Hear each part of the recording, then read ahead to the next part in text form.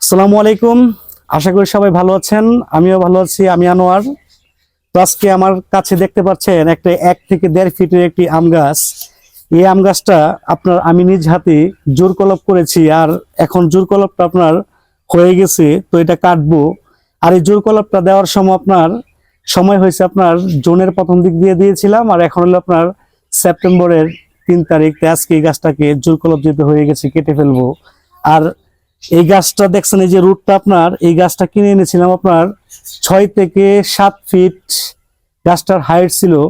তো 6 থেকে 7 ফিট হাইটের গাছ আপনার টবে প্লাস ড্রামে রাখলে গাছটা অনেকটাই বড় হয়ে যাবে। তো আমি চেয়েছি যে গাছটাকে আপনার ড্রপ পদ্ধতিতে রাখবো।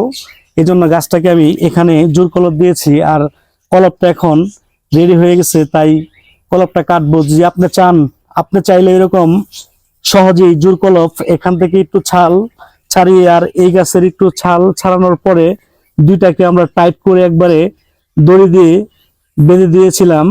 তো প্রায় 3 মাসের মতো হয়ে গেছে, এখন কলপটা জোর হয়ে গেছে। তো অনেকেই বলবেন যে এভাবে কলপ করলে গাছ মরে যায়। না ভাই, গাছ মরে না।